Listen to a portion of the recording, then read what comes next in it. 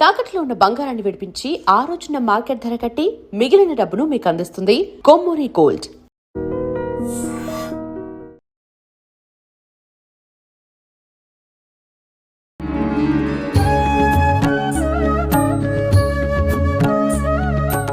నమస్తే గురుజీ. నమస్కారం మా విజిత. గురుజీ, సంక్రాంతి పండుగ రాబోతోంది. మరి ఈ పండగని 3 రోజులుగా జరుపుకుంటాం. ఒక్కొక్క రోజు ఒక్కొక్క విధానాన్ని ఆచరిస్తాం. దాని గురించి వివరించండి. సంక్రాంతి అనేది పెద్ద పండగ అంటాం. అది పెద్దల పండగ. పెద్దల పండగ. పెద్ద పండగ అంటే లాంగ్ 4 రోజులు చేస్తాం కాబట్టి హ్మ్. భోగి, సంక్రాంతి, కనుమ. తర్వాత కనుమ, ముక్కనుమ 4 రోజులు ఉంటాయి. అందుకని లాంగ్ అన్నాం అనుకుంటారు పెద్ద పండగ అని. కాదు, హ్మ్. పెద్దలకి శ్రాద్ధ కర్మలు చేయడానికి. ఓహో. దక్షిణాయనం వెళ్ళిపోయి హ్మ్. రవి మకర రాశిలోకి వచ్చినప్పుడు ఇక మకర సంక్రమణం స్టార్ట్ అయింది. ఇక్కడి నుంచి ఉత్తరాయణ పుణ్యకాలం ప్రారంభమైపోయినట్టు. భీష్మ పితామహుడు ఎప్పుడు ఏం చేస్తాడంటే ఆయన ఈ సందర్భంలోనే భీష్మాష్టమి, భీష్మ ఏకాదశి వస్తుంది. అవును. ఎందువలనంటే ఆయన అర్జునుడు పాండవులు ఆయన్ని కొట్టుపడేసిన తర్వాత ఇది దక్షిణాయనం, నేను ఇప్పుడు చచ్చిపోతే నరకానికి వెళ్ళిపోతాను. మనం ఎంత పుణ్యం చేసినా సరే దక్షిణాయనంలో చచ్చిపోయిన వాళ్ళు వెళ్ళకూడదు యమలోకానికి, నరకానికి పోతారు. ఉత్తరాయణ పుణ్యకాలంలోనే మరణించాలి. అందుకని నేను అంతవరకు వెయిట్ చేస్తానని అంపశయ్య మీద ఉన్నాడు. భీష్మ ఏకాదశి వచ్చిన తర్వాత ఆయన భీష్మ పితామహుడు అంటే ఎవరు? ధర్మవేత్త. కాకపోతే కొంచెం స్టెబిలిటీ లేదా అధర్మ మార్గాన సపోర్ట్ చేయాల్సి వచ్చింది కౌరవులకి. అందుకని కృష్ణుడు తీసేస్తాడు ఆయన్ని. అయితే మహాభక్తుడు కాబట్టి ఆయన శ్రీకృష్ణుడికి విష్ణుమూర్తి యొక్క సహస్రనామం ఆయనే రాశాడు. అవును. ఆయన రాస్తే శంకరాచార్యుల వారు దానికి భాష్యం రాశారు మనకి. అయితే ఈ యొక్క భీష్మేకాదశి రోజున మనకి మోక్షం అనేది ఆయనకు వచ్చిందనమాట. కాబట్టి ఈ భోగి పండగ అంటే ఏం చేస్తాం? జనరల్గా ఇంట్లో ఉన్న చెత్త సామాన్ అంతా తీసి కాల్చేస్తాం. ఎందువలన కాలుస్తాం? అసలు స్నానం చేయకముందే. ఇప్పుడు మేము రైల్వే క్వార్టర్స్లో ఉండేవాళ్ళం చిన్నప్పుడు. చెక్క గేట్లు పెట్టేవాళ్ళం, తీగలు పెట్టి ఫెన్సింగ్. రాత్రి అయ్యేసరికి, పొద్దున్న అయ్యేసరికి చెక్కల గేటు వెళ్ళిపోయేది. ఆ వీధిలో ఉన్న కుర్రాళ్ళు మొత్తం పెద్ద పెద్ద చెట్లు నరికేసి దొంగలతో వేశారు. ఇప్పుడు అవి కనబడట్లేదు మనకి. పెద్ద పెద్ద చెట్లు దొంగలతో రాత్రంతా కాలుతూనే ఉండేది 4 నుంచి. సో అటు దానిపైన నీళ్లు పెట్టుకుని ఇంటిళ్ళ పాది స్నానాలు చేసేవారు అందరూ, ఆ కాలనీ అంతా. కాలనీకి ఒకటి వేసేవారు. ఇంట్లో ఉన్న చెత్త ఎందుకు తీసేయాలి అని అంటే మనకి దరిద్ర లక్ష్మి పోతుంది. పాత సామానంతా ఇంట్లో పెడతాము, దరిద్రం అట్రాక్ట్ చేస్తుంది అనమాట. ఎందుకు ఇంట్లో ఇరిగిపోయిన సామాను, పాత సామాను పెట్టుకోకూడదు. దరిద్ర దేవత అట్రాక్ట్ చేస్తుంది, దాన్ని తీసేస్తాం. అంటే సింబాలిక్ రిప్రజెంటేషన్ ఏంటంటే మనలో ఉన్న ఈర్ష్య, అసూయ, last year experiences, bad experiences అని వదిలేరా బాబు అని.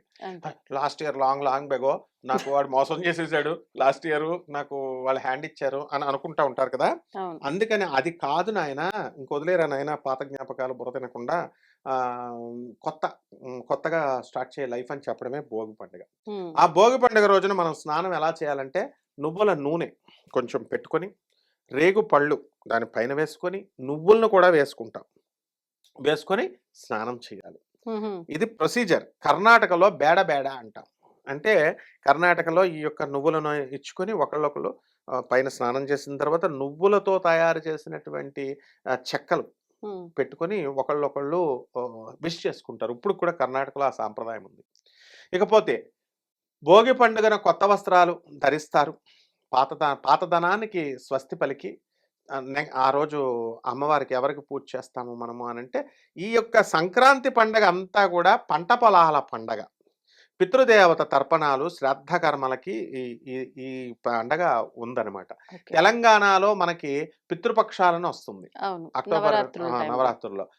అది ఎలాగో తెలంగాణ ప్రాంతీయంగా, ఇక్కడ ఆంధ్రాలో సంక్రాంతి ఇలా చేస్తామన్నమాట. ఈ పండగ మొత్తం విశ్వవ్యాప్తంగా చేస్తారు సంక్రాంతిని. సంక్రాంతి లక్ష్మిని మనం పూజిస్తాం. నవ్వుల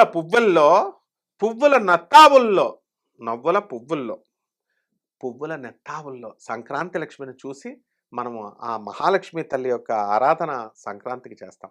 భూలక్ష్మిని పూజ చేస్తాం, శ్రీలక్ష్మిని పూజ చేస్తాం. అందువల్లనే హరిదాసులు వాళ్ళందరూ కూడా పల్లెటూరులో ఇప్పటికీ ఉన్నారు, ఎక్కడికి పోలేదు వాళ్ళు. వాళ్ళు సంకీర్తనం చేసి వస్తే పొలాల నుంచి కొత్త ధాన్యాలన్నీ వస్తాయి. చేటల్లో, గాదెల్లో నుంచి తీసి కొత్త ధాన్యాన్ని అంతటినీ కూడా ఈ యొక్క హరిదాసులకి, ఇంటికి వచ్చిన ప్రతి బొక్కలకి, పేదవాళ్ళకి అందరికీ పంచేవాడు ఆనాటి రైతు. కాబట్టి ఇక్కడ ఎంత అద్భుతమైనటువంటి సంక్రాంతి పండుగ అంటే, ఈ రోజుల్లో పంటలన్నీ కూడా బంగారపు వర్ణంతో ప్రకృతి అంతా కూడా బంగారంగా ఉంటుంది. ఎందుకంటే ధాన్యం అంతా పండుతుంది. దాన్ని కోసేసి రోడ్ల మీద వేసేస్తారు. చల్లని గాలి, ఇది చలికాలం కదా! అలాగే పక్షులన్నీ కూడా అవన్నీ కూడా రోడ్డు మీద ఇవన్నీ ఏరుకుంటూ ఉంటే పువ్వులన్నీ కూడా వికసిస్తాయి ఈ యొక్క వర్ష ఋతువులో. మరి తర్వాత వసంత ఋతువు మనకి ఈ యొక్క ఋతువు స్టార్ట్ అయిపోతుంది. కాబట్టి ఆ టైంలో ప్రకృతి శోభామయమానంగా ఉంటుంది కాబట్టి యా దేవి సర్వభూతేషు ప్రకృతి రూపేణ సంస్థిత నమస్తస్యై నమస్తస్యై నమస్తస్యై నమో నమః. ఆ తల్లి ప్రకృతి మాతను పూజ చేస్తామన్నమాట. ఇది సంక్రాంతి పండుగ. ఆ తర్వాత పొలాల్లో మనం వెళ్తాం.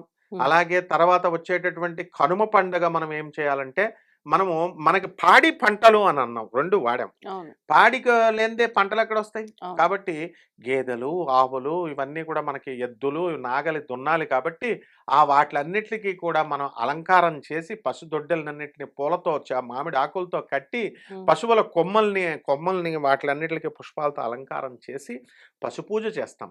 అవును. పశుపూజ చేసిన తర్వాత వాటిలకి చక్కగా కొత్తగా నాగలికి మనం దున్నిపిస్తాము. అవంతా కూడా అయిపోయింది. హ్మ్. ఇక ముక్కనుమ రోజున కటింగ్ పూజ అంటారు దీన్ని. ముక్కనుమ రోజున ప్రతి ఒక్కళ్ళు ఏం చేస్తారు, కనుమ రోజున భూమాతకు పూజ చేస్తాం. అవును. ముక్కనుమ ఎప్పుడొస్తుందా అని వెయిట్ చేస్తా ఉంటారు. దీని పేరేంటి? కటింగ్ పూజ. అంటే కోళ్ళని, మేకలని కోసేసి కొత్త ఆహా! కొత్త అల్లుళ్ళొస్తారు. ఇది చేయకూడదు.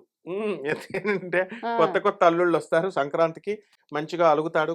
అత్తగారులు వాళ్ళు ఏవో ఒక కొత్త గిఫ్ట్ తయారు చేయాలా, అబ్బో! అందుకని గారెలు వండి కోడి మాంసము, ఈ మేక మాంసాలు పెట్టి కోళ్ళు మెయిన్ అవన్నీ పెట్టి భోజనాలు కటింగ్ పెడతారు. పండుగ అంటే నేనింకా హ్మ్. క్షవరాలు చేసుకుంటారేమో ఆ రోజున హుహు. వెనకటికి అని కటింగ్ కాదు. అనుకుంటున్నా. కటింగ్ అంటే కోళ్ళ కటింగ్. ఇంటికొక కోడి. ఇంటికి 2 కోళ్ళు తెగిపోతాయి. మొత్తం ఆ తర్వాత అది తాగుతూ ఇప్పుడు తెలంగాణ సంస్కృతిలాగా ఆంధ్ర సంస్కృతి కూడా అక్కడ కోడి పందాలు అవన్నీ పెడతారు. పెట్టి తెలంగాణ సంస్కృతి ఏంటి గురూజీ? తెలంగాణ సంస్కృతిలో మనం పంటలవన్నీ పడి దావత్. చచ్చిపోయిన దావత్, కొత్తగా ఒకడు పుట్టిన దావత్. లాసొస్తే పేరుకు తెలంగాణని బదనం చేస్తుర్రు గానీ ఆంధ్రాలో ఆంధ్రాలో అంతకంటే మాత్రం ఎక్కువ. లేదా? ఆంధ్రాలో అంతకంటే ఎక్కువ అంటున్నాను. ఆ! తాళపూడి గ్రామంలో మాకు మిత్రులున్నారు. మా రాజమండ్రి పక్కనే. మా ఊరోళ్ళకెవరు పిల్లనివ్వరు సార్ అన్నాడు. ఏమిట్రా బాబు ఎందుకివ్వరు అన్నాను. అంటే మేమంతా పచ్చి తాగుబోతులం సార్. మొత్తం ఊరు తాగేస్తారంట. తాగుడు లేనటువంటి ఫ్యామిలీ ఒకటి కూడా లేదన్నారు. నవ్వుకున్నాను. హ్మ్. అలా కోడి పందాలు పెడతారు. ఎద్దుల పందాలు. తమిళనాడులో కూడా ఎద్దుల పందాలు. ఇక్కడ కోడి పందాలు. హ్మ్. అవి పెట్టి సరదాగా వాళ్ళు తాగుతూ చూస్తా ఉంటారు తింటూ. మరి ఇది ముక్కనుమ రోజున జరిగేటటువంటిది. కాబట్టి ఈ సంక్రాంతి పండగ రోజున పెద్దలకి శ్రాద్ధ కర్మలు చేయనటువంటి వాళ్ళు మకర సంక్రాంతి రోజున నైవేద్యాలు పెడతాం. రెండవ రోజు. రెండవ రోజు భోగి, సంక్రాంతి కనుమ రోజున. సంక్రాంతి సారీ. ఆ రోజు ఏం చేస్తాము, ఆహ్, గ తప్పకుండా గుమ్మడికాయ కూర వెయ్యాలి. గుమ్మడికాయ ముక్క గుమ్మడికాయ కూర. వెయ్యాలి. దప్పడం కడతాం. ఆ! నైవేద్యంలో మనము అన్ని రకాల కూరగాయలు వేసి కంపల్సరీ వంకాయ కూడా వేస్తాము. పితృదేవతలకు ఇష్టం అన్నమాట ఇది.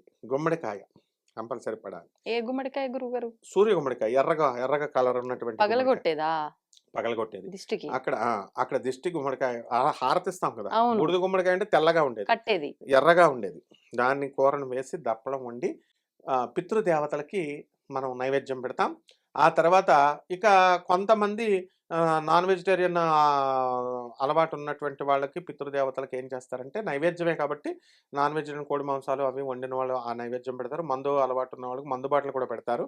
ఇప్పుడు అందువలన ఆ రోజు విపరీతమైన సేల్స్ వాళ్ళు అన్నమాట. తాగుతారా నిజంగా? తింటారా ఆ రోజున? కంపల్సరీ తింటారు, తాగుతారు. అంటే సూక్ష్మ రూపంలో ఉన్న హ్మ్. వాళ్ళు హ్మ్. భౌతికంగా ఉన్న వీటిని ఎలా? ఎలా చేస్తారో చెప్తాను.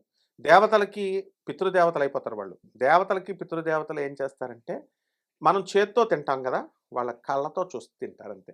కళ్ళతో అలా చూడగానే తినేయడమే. అలాగే ఈ నెమలి గురించి వీళ్ళంతా సంతానం ఇదంతా చెప్తారు గదా! అప్పుడు దేవతలకి సంతానం కళ్ళతో చూస్తేనే సంతానం పుట్టేస్తది.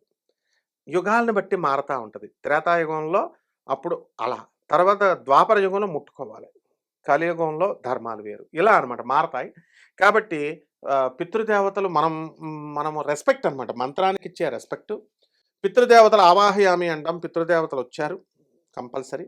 ఆ రోజుకి పోతే దానాలు. దానాలు కూడా మనం చేస్తాము. దానాలేమిటి? ఇప్పుడు ఎలాగో వరి దానము, ధాన్యాలు ఇవన్నీ ధాన్యం. చేస్తున్నాం. నువ్వుల నూనెలు ఇవి.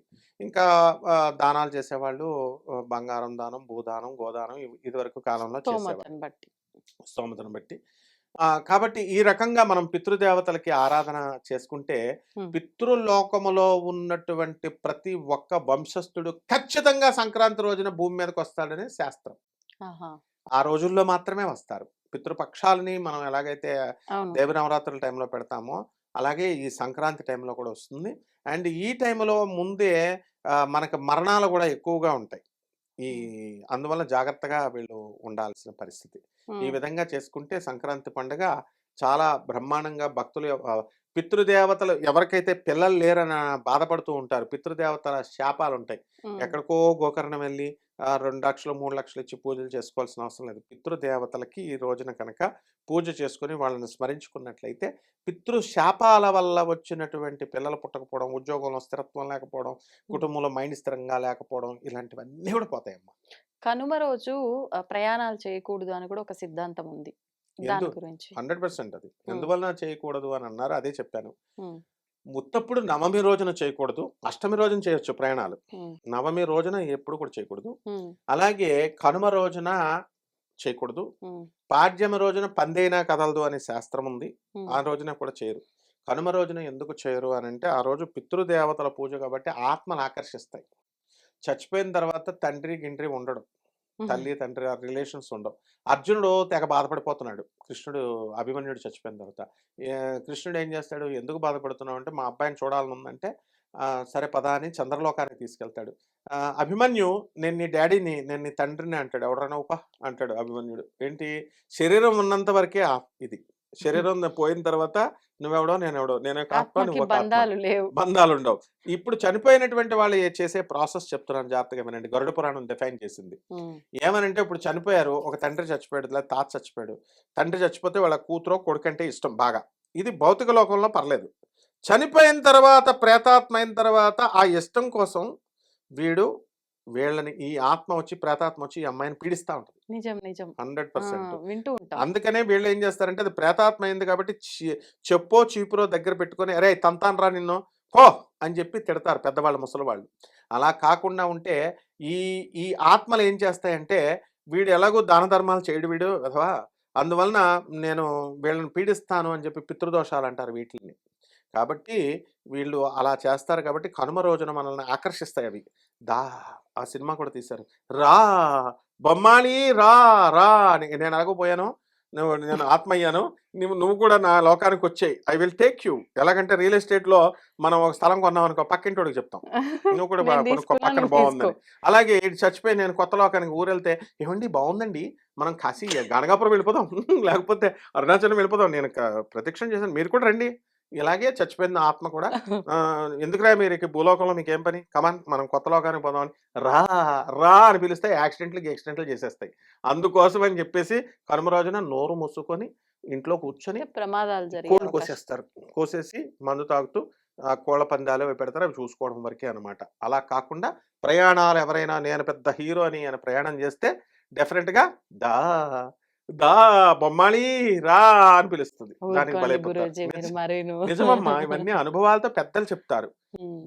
ఇప్పుడు ప్రేతాత్మలకి అంత శక్తి ఉంటుందన్నమాట. కాబట్టి ఈ రకంగా చేసుకొని ఇది కేవలము పెద్దల పండుగ అని పెద్ద పండుగ అని ఎందుకన్నారంటే మనము పితృదేవతల యొక్క ఆశీర్వాదాన్ని ఈజీగా పొందేది.